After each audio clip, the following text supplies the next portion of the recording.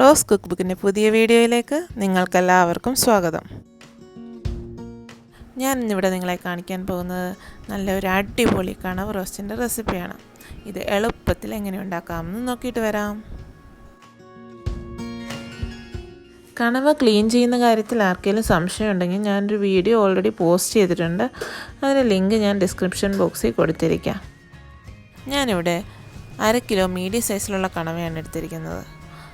ഈ സൈസ് ആകുമ്പോൾ നമുക്ക് റിങ്സ് ആയിട്ട് കട്ട് ചെയ്തെടുക്കാൻ പറ്റും.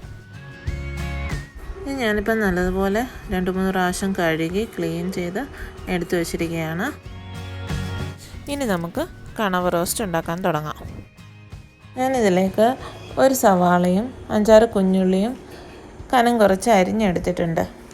ഇതിന് കുഞ്ഞുള്ളിക്ക് പകരം നിങ്ങൾക്ക് ഒരു സവാളയും കൂടെ ചേർത്താൽ മതി. ഇതിലേക്ക് ഒരു പച്ചമുളക്, എരിയുള്ള പച്ചമുളകാണ് ഞാൻ ചേർത്തിരിക്കുന്നത്. 4 അല്ലി വെളുത്തുള്ളിയും ഒരു ചെറിയ കഷ്ണം ഇഞ്ചിയും നീളത്തിലരിഞ്ഞ് ചേർക്കണം.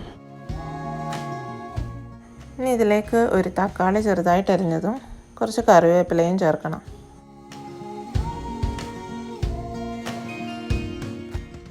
പിന്നെ അതിലേക്ക് ആവശ്യത്തിന് ഉപ്പ് ചേർക്കണം. ഇനി നമുക്ക് ഇതിലേക്ക് ആവശ്യമുള്ള പൊടികൾ ചേർക്കാം. വളരെ കുറച്ച് പൊടികൾ മാത്രമേ ഇതിന് ആവശ്യമുള്ളൂ. 1/4 ടീസ്പൂൺ മഞ്ഞൾപ്പൊടി, 1/2 ടീസ്പൂൺ മല്ലിപ്പൊടി, 1 ടീസ്പൂൺ മുളക് പൊടി. ഇനി ഇതിലേക്ക് നമുക്ക് 1 ടേബിൾ സ്പൂൺ വെളിച്ചെണ്ണ ആഡ് ചെയ്യണം. 1 സ്പൂൺ വെളിച്ചെണ്ണയും കൂടെ ആഡ് ചെയ്ത ശേഷം ഞാൻ കൈ ഉപയോഗിച്ച് നല്ലതായിട്ട് തിരുമ്മി അതിൽ യോജിപ്പിക്കണം.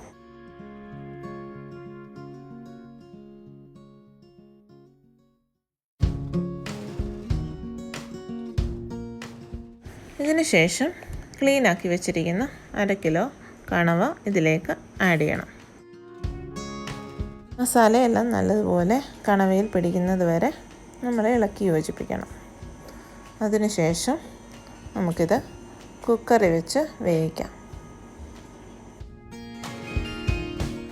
ഞാനിപ്പോൾ ഇതൊരു കുക്കറിലേക്ക് മാറ്റി.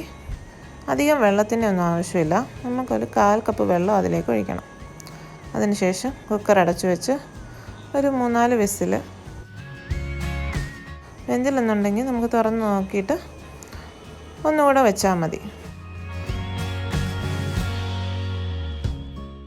ഇവിടെ ഇപ്പോൾ ഞാൻ ലോ ടു മീഡിയം ഫ്ലെയിമിൽ 4 വിസിലാണ് അടുപ്പിച്ചത്. അപ്പോഴേക്കും കണവ നല്ലതായിട്ട് വെന്തിട്ടുണ്ട്.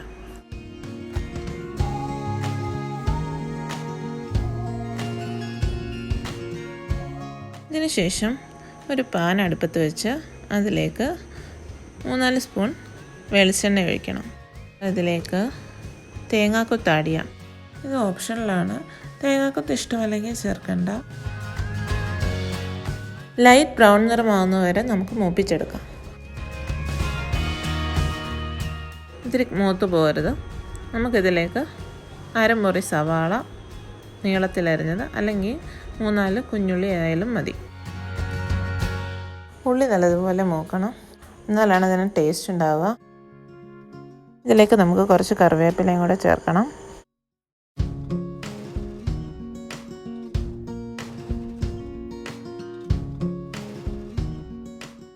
അതിലേക്ക് ലേശം ഉപ്പ് ആഡ് ചെയ്യണം. ഉപ്പ് വളരെ സൂക്ഷിച്ചേ ചേർക്കാവൂ. നമ്മൾ ഓൾറെഡി കണവയിൽ ഉപ്പ് ആഡ് ചെയ്തിട്ടുള്ളത് കൊണ്ട് ഇതിൽ വളരെ കുറച്ച് ഉപ്പ് മാത്രം ചേർത്താൽ മതി. ഇതിലേക്ക് നമുക്ക് വേവിച്ച് വെച്ച കണവ ആഡ് ചെയ്യണം. എന്നിട്ട് നമുക്ക് നല്ലതുപോലെ ഇളക്കി യോജിപ്പിക്കണം. ഇത് ലോ ടു മീഡിയം ഫ്ലെയിമിലിട്ട് നല്ല ബ്രൗൺ നിറമാവുന്നത് വരെ മൂപ്പിക്കണം. അടിക്ക് പിടിക്കാതെ സൂക്ഷിക്കണം. ഇടയ്ക്ക് ഇളക്കി കൊടുക്കണം. ഇപ്പോൾ കണ്ടില്ലേ, ഇത് വെള്ളമൊക്കെ വറ്റി നല്ല റോസ്റ്റ് ആവാൻ തുടങ്ങിയിരിക്കുകയാണ്. കുറച്ച് നേരം കൂടെ ഇതിങ്ങനെ തന്നെ കിടക്കണം. കണവ റോസ്റ്റ് നല്ല സൂപ്പറായിട്ട് വന്നിട്ടുണ്ട്. അതിലേക്ക് നമുക്ക് ഒരു 1/2 ടീസ്പൂൺ തൊട്ട് 1 ടീസ്പൂൺ വരെ കുരുമുളക് പൊടി ആഡ് ചെയ്യണം. അതിൻ്റെ അളവ് നമുക്ക് നമ്മുടെ ഓരോരുത്തരുടെ എരിവിനനുസരിച്ച് മാറ്റം വരുത്താം. ഇത് നമ്മുടെ കണവ റോസ്റ്റ് റെഡിയായി വന്നിട്ടുണ്ട്. ഇത്രയും മതി. ഇപ്പം തന്നെ നല്ല സ്മെല്ലാണ്. നമുക്ക് ഇത് ചപ്പാത്തിയുടെ കൂടെയോ പൊറോട്ടയുടെ കൂടെയോ പൂരിയുടെ കൂടെയോ ചോറിൻ്റെ കൂടെയോ ഒക്കെ കഴിക്കാം. നല്ല ടേസ്റ്റാണ്.